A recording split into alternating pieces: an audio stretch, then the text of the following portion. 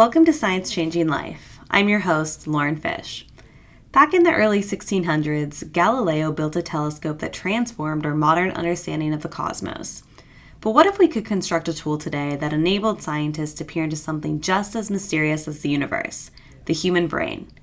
That's exactly what neuroscientist and assistant professor Xin Jin has been working on. In this episode, Xin will explain how she's building a telescope for the brain to illuminate the main genetic and cellular drivers of neurological diseases. She starts off by sharing her first inspiration for her scientific research, her grandfather. I've always been fascinated by molecules. That started when I was an undergrad studying chemistry. But little by little, I was more intrigued by how these molecules, they interact with each other, they act in a coordinated fashion, and allow these more complex organisms sort of like at the level of cells or multicellular organism. And from there, I become interested in sort of using molecules and this chemistry as an entry point to understand organ level actions such as the brain.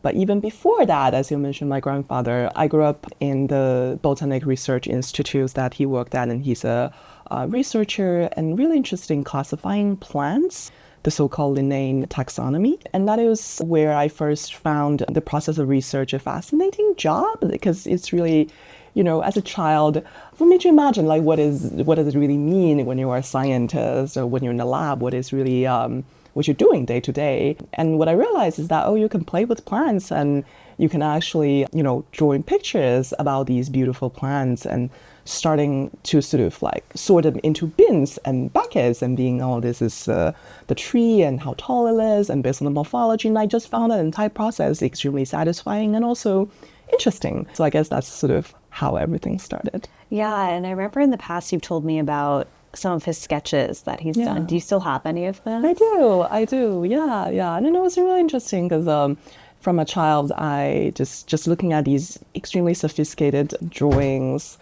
as well as all these, labeling, because, use a lot of Latin and, non-Chinese characters. So for me, I was just like, wow, that is cool. Yeah.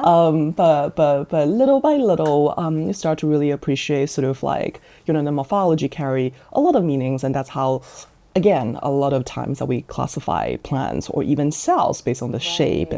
And to a certain degree, I think a lot of the forms do inform function in the biological system, but oftentimes it's also not, right? So I think this kind of sort of like, I guess, ideological tension between sort of like, how do we classify things? How do we classify cell types? And to the degree, how do we describe disease and disorder, right? Like how much of it can be just sort of like, descriptive, and how much of it is at a different latent space in the level that your bare eye or my bare eye or our microscopic views cannot reveal, but at a deeper level. So I think that's something that sort of like is still going on in my life, in my academic pursuit of like, how do we really classify things? Yeah, that's so interesting. I think both at a scientific level as well as more of a philosophical level, like how do we classify anything? Is it by like description? Is it by function? How do we make that distinction? Yeah, and that is important when you start thinking about, some of the questions that we're thinking about in the lab in terms of approaching complex disorders, right? Like many sort of psychiatric disorders, and then I think one of the biggest challenge among many challenges we're facing is the heterogeneity, right? And we know that when we call out a disorder, no matter it's schizophrenia or aging or neurodegeneration, we start to appreciate that it's not just, yes, you have it, or no, you don't. The manifestation is different. The factors contributing to the manifestation is definitely different. Even, let's just taking this isolating picture of the genetic contribution, which is a small picture amongst all the environmental and plasticity. But the genetics are also complex, and not just one gene, once the genetic variants occur, give rise to disease. There are many, many contributing factors, and it's the confluence of many things. So that really is a way to help us to shape our thinking to approach these questions. Yeah, so let's talk about that more. Let's kind of what your work at Scripps Research is doing, how you're uncovering these genetic variants, how you're determining all of these confounding factors that lead to these diseases. Yeah, we're really taking a genetic approach just because leveraging on the research and the progress the field has made in the past decade or two. Now we know these devastating brain disease or disorder have strong genetic roots, right? And I think that itself is already a very conceptual differences than what we had 30 years ago, right? We really do not know these manifestations in the brain, and also because this is the mind, so there's a lot of unique challenges associated with studying. and also just like social norms that people impose and complications and in certain degree biases and inclusivity. And now we know that they're in the case of schizophrenia, bipolar, and autism disorders. These are very heterogeneous disorders. There are strong genetic contributions, but we're not talking about 1 or 2 genes. We're talking about collectively these 50 to 100 genes are causally associated. That very, very strong genetic data suggested that there are a long list of genes that they are loss of function or they are alteration of the function associated with the manifestation. And the question is, okay, so it's not a one gene disorder, but how do we approach the disorder instead of studying one gene at a time, because it would take a long time. And I will also argue that when you're looking at only one piece of the big puzzle, and when you're looking at only one gene, it's harder to appreciate what is the disease or disorder really is rather than just the single gene. So what we're really hoping to build is to take a holistic approach, to take not just 1 or 2, but a complete long list of the genes, and start taking a functional approach also, start going to the cells and in the brain and perturb these genes and ask, purely observe, well, after perturbation, what the cells react to it. And it's not surprising that we know that these gene function are very, very sensitive to the cell types, that a mutation in your, let's say, skin cell may not do anything, but the same mutation in the brain cells might kill the neurons, right, for example, because the cellular contexts are very different. I think fundamentally that's a fascinating biological question. And it's also important for us to think about how to interpret these disease-risk genes, that they simply do different jobs in different cell type. They are simply interpreted differently in different cell type. So that's sort of the whole genetic screening platform that we're building called in vivo perturb-seq that is really set out to understand. And I remember you used this metaphor where you kind of likened it to a fruit salad, where beforehand we would just investigate one component of the said fruit salad. But now with your technologies, we're really able to view it in this holistic way. And that's right. Yeah. It's kind of all interacting together, all of the different cell types, just all in one piece, where beforehand we didn't really have the technologies to do something like that, right? I mean, now we're really at this new frontier in neuroscience because of that. Yeah, no. I think that's a really big breakthrough for the field collectively, neuroscience, but also in a lot of other field, that we started to appreciate individual pieces of the fruit salad rather than taking a chunk of it, blend it into a smoothie, and which is still very, very meaningful, because if you have a very detectable or very drastic, we call it large effect size changes in the fruit salad, even if you blend it into a smoothie, you could be like, oh, it tastes like this time has more pineapple, right? Last time I did it. But when you start appreciating at a single cell level, you will be able to say, hey, this fruit salad has 25 grapes and 10 pineapple, whereas this one, the pineapple seems to be absent, or I have fewer pieces of oranges, or I added the apple that come from California instead of somewhere else, right, in the country. So all these kind of subtlety, which I think is really thanks to technology. We can do this experiment rapidly, accurately, robustly, but also reasonably cheaply compared to a decade ago, right? That really, the scalability kicked in. But also I'll argue that this level of sophistication and resolution is probably required to interpret something like a brain disorder, because it's not a lethal disorder.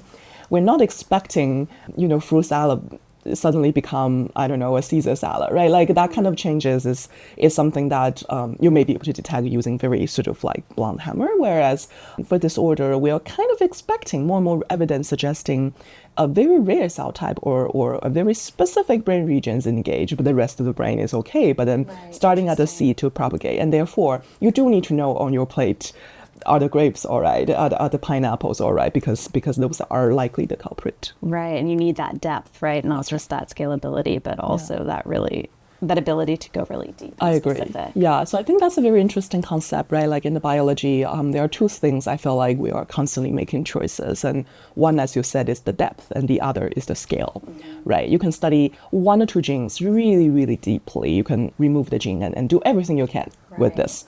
But then you probably can't afford to do this with hundreds of genes because it's so much effort and time consuming and also just complicated. Yeah. But at the same time, right, you may be able to do these genome-wide screen and for genetic screening that people have been doing in the past, but you usually want to focus on one or two things that you put your money on. Like, I bet the cell cycle has changed. Oh, I bet this particular protein abundance changes. It's very hard to say, I want to study thousands of genes with a scale, but also looking at everything that without a strong a priori assumption, just really to look for what has changed.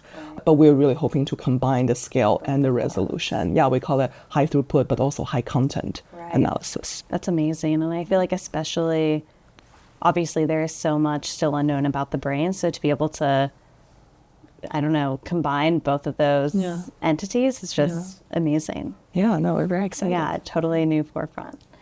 So I was hoping we could also talk about, we touched a little bit on your background and experience, and I was hoping you could tell me your career path, kind of schooling, what eventually led you to Scripps Research.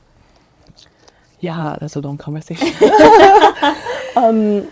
So I think I may have a very sort of like relatively different career path. Starting as a chemist and then sort of drift away, become a neuroscientist and sort of still, when I was working with my PhD thesis is focused on the nervous system of a nematode species, but I still was very sort of excited about bringing new tools or taking existing tools and tweak them a little bit to answer a question. It's like, how can you be Galileo without the telescope? So I think that kind of like tool making, but not just make the tool, but also use the tool to solve a question has always been sort of like early in my research ethos. And genomics really is the last piece that came into my training. As I moved to Harvard as a junior fellow, I really thought at that time the scalable version of the single-cell RNA sequencing, the technology of the Flucella sorting that we talked about, would just become sort of, it's, the paper is published and you knew this is a complicated experiment, not by all means, but you can start seeing other people using it and making progress and you're like, oh, this is a good time. Without that wouldn't have been, possible. And CRISPR, of course, also happened the tool to really programmably and quickly introduce genetic perturbation in the way that we wanted. So these two pieces of technology really helped me to build the platform throughout my time. So I become sort of still using brain as a system just because I'm very just interested and intrigued by the organ and how much we can do with this system, just how much function it really endows us. But at the same time, sort of, going back to a lot of the chemistry and technology building to integrate them together, which I think it really is something that Scripps attracted me back in, 2021 when I was on the job market and still make me feel that was one of the best choices I've made. Yeah, amazing. I love that metaphor that you use, Galileo without the telescope, right? It's like, specifically what you want to do, but you have to build the actual tools and technologies to get there.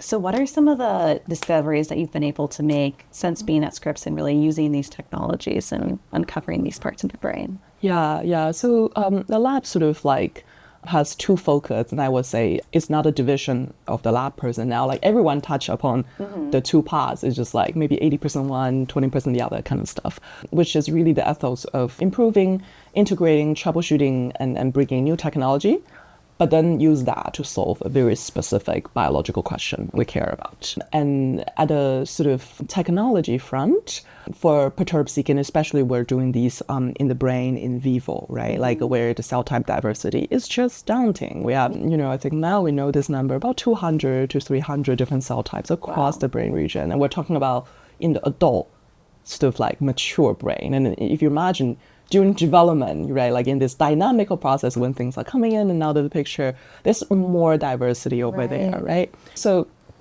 we're really trying to figure out, okay, that we know it's a hard problem. We have thousands of genes. We probably have like hundreds of cell types and, one cell at a time using the traditional approaches to label these extremely fragile cell types in vivo was just too slow. So a graduate student, one of the first cohort of the student joined my lab. Then she really took a heroic approach to improve the viral vector engineering. Again, this is something that's driven by the need of like, we do need to be able to harvest these many cells, and the traditional labeling is too inefficient. So she performed really a heroic amount of work to engineer both the vector engineering side as well as the booster of the amplification of the expression of the vector. But long story short, her net outcome is that she can achieve a labor efficiency that usually takes people, weeks, 2 to 3 weeks. That's accelerated to 2 days. Wow. So that's an efficient vector that now we're sharing. We have the preprint out right now, and we're sharing this vector with many, many groups who are interested in, doing the kind of research we do. But some are taking a completely different approach. They just want a good vector. So it's a very broadly sort of impacting approach.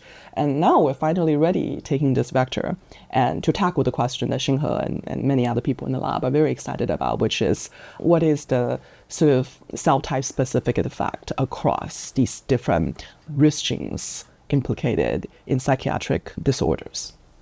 And I'll share maybe a little bit biological discovery that we found. So we take some of these risk genes and perturb them and just observe, across all these 15 different cell types that we harvested in the cortex at that time of the development, who has changed, right? This fruit salad, with or without the perturbation, what are the differences? Mm-hmm. And when we found out, surprise, I think we knew this sort of like as a textbook notion, but when we first see the data, we were still just very shocked that these context-specific action, like for example, a particular risk gene important for the intellectual disability, we were just very, very surprised that its impact is very restricted in this particular layer of neuron called corticothalamic neuron that is sitting in the deep layers of your cortex in the brain. And it basically shifted the fate of this particular cell type to acquire alternative cell fate, right? But if you look at another cell type in the same layer, basically it's the neighbor. You imagine that on a fruit salad, this is like right next to this pile of oranges or whatnot. It does not change at all with the perturbation. So it's just telling us that our brain cells, just like all these different pieces of fruits in our fruit salad, when mutation comes in, or when, even you can think about it when physiological change or environmental changes come in, they have completely different action, and some don't really care. Right. They are very resilient to some degree. And it's interesting to think about why you're so resilient. Right. But some of them are extremely sensitive, and those may be the one that we can sort of like really focus on and see what has changed, and is that a cell type and a time window that the therapy should occur. Right. Whereas all these other cell types, they're not changing anyways, then they shouldn't, by this kind of logic, it may not be the primary sites of action for these diseases. Yeah. That's so incredible. That's so fascinating. On one hand, one thing I did want to say is, how is that seen your technology that you've used continue to evolve, both within your own lab as well as with other people? What is that experience like? Yeah, no, we're really happy that, as a tool builder, right? Like, we build tools because we have a question and we really want to solve. Right. So we build the tools and we publish it, but then we just take it and then, to the next level and do our own experiments. But what I found really, really rewarding is that once the preprint is out, many people reached out, and some of them want to do the similar experiments we're doing, so we're helping them. Yeah. And that's very rewarding, because it's always good that you build a telescope and other people can use it, look at different planets, right? Exactly. So it becomes a really helps community. Inform the whole environment too, That's right? As you're trying to build this better framework for looking at the brain and understanding it. So I've been in touch with actually many investigators reached out to me, and usually in their first email, I'm like, why were you touching me? And because the science is very different, and many of them are doing very sort of different approaches. But on the one hand, it's just intellectually really satisfying to start making friends, and in from fields and from people that I just wouldn't usually even go to a same conference with, right? But then they explain their challenges and their question. I'll be like, oh, our vector can help, and we can start doing that. And I think that really the powerful parts about molecular biology is that nowadays, right, like you can literally print out a sequence of the DNA, A, T, C, G, C, C, and you can send it out to companies, and next day you have these DNA sequences in a tube, synthesized, send it to you with the exact molecular, it's a 3D printer, but printing life, right? Like, and these are the things that we just didn't have, 20, 30 years ago. And I think this sort of like very modular nature of molecular biology, and also with a lot of the tools that we're building, make it probably much easier for anyone in the field to relatively quickly adopt and taking the tools and make them useful in their own lab. Right, things are just possible that just weren't even imaginable a couple decades ago. Yeah. So I do want to talk about kind of this interdisciplinary nature of your work and some of the other scientists that you might work with that maybe traditionally in neuroscience you wouldn't kind of work with or collaborate with or... No, we work very collaboratively across many disciplines, and starting from the sort of geneticists, right? Like without talking to the geneticist and understand these genes that come from all human, huge consortia efforts and research, and I think learning from them was obviously intellectually stimulating and super important to, without understanding which genes to pick from, our experiment would not be meaningful, right? But at the same time, I think these huge consortia, we're talking about ENCODE and, starting from Human Genome Projects and these multi-sites and international collaboration, really gave us, at least for me as a junior investigator, of like, whoa, science can be done like that, right? It's really a big effort and nobody should own the entire Pacific Ocean to themselves, but you can contribute to it. So I think that the genome field has been just really fascinating. Also, just observe how much progress being made by these extremely talented group of people working together. And I would say the same with a lot of the genomic, computational tools, right? Now we can generate these, so-called perturb-seq data, but you look at it, be like, oh, 500,000 cells. You're facing this huge matrix of you can measure 20,000 genes and 500,000 cells. This is like a matrix that I couldn't even open on my own computer, right? How do we make sense out of it, right? Like we can say, hey, we can actually do this high content, high throughput experiment we talked about earlier. But then what? What do we do with the data? So I think that's also a huge challenge, and we work very closely with mathematicians and computer scientists. And it's important to understand the structure of the data, but also how to even just, at the software engineering front to be able to efficiently, not running analysis takes 2 years, right? So there are really strong collaboration across institutes, and also the relationship we've been fostering and for years. And it's really fun to talk to these people because it's kind of like we all come in and we sort of have our own takes of the data and what we think is exciting and interesting, but aligning each other's language and expertise, and it's really, really fun because we learn from each other constantly. Absolutely. I can imagine even your vocabulary for discussing certain things might be different and kind of, speaking the same language and making sure you have the same objective with that. Right. So those are all very long-term collaborators. We're very fortunate to have, and we're continuing working together. Once you have that relationship, it's just, it's just make the science better, more rigor and more fun. Well, I'm kind of seeing it at a different angle, right? So one might have a different perspective if they're viewing it from a slightly different outlook. One thing I also wanted to touch on was, so Scripps Research is celebrating its centennial this year. So I was hoping from your standpoint, I could get what your favorite thing about Scripps is or what you enjoy most about working here. I think it's the science and the collaboration. And from the science, it's crazy to think about how much biomedical advancements we have had collectively in the field, but also here at Scripps, how many Nobel laureates do we have as a very simple way of calculating this. But what I can imagine is that in the next 100 years, we are almost certainly going to do more, not less, than what we have already accomplished collectively in the last 100 years, which was absolutely fascinating.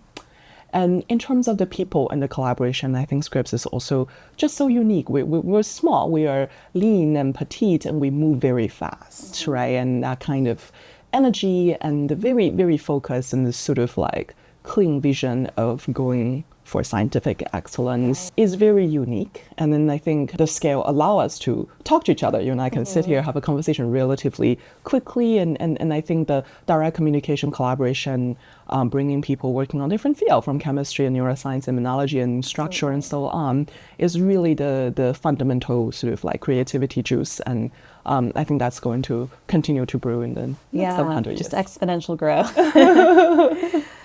Okay, one final roundup question. If you could give any piece of advice or wisdom to an up-and-coming scientist, what would it be and why? I think we are very, at least I am very fortunate to be in this industry where I talked about when I was a child and watching, what is it like being a scientist, being a biologist, what is the day-to-day like? And now looking back, I felt, I was just very lucky. This is such a privileged job that we get to work on exciting questions almost up to your choosing, right? Like it's really just like the only limitation is your own creativity, right? You can work on question you're excited about, and you can work with a group of people who are absolutely amazing. And I'm talking about both from collaborator, coming from computer science and mathematicians and thinking in ways that's like 100 miles different from your ways and collaborate, but also working with the young generation. And every day coming to my lab, like I think the young trainees in my lab across different career stages, and their passion is really that sort of like drive me and inspire me.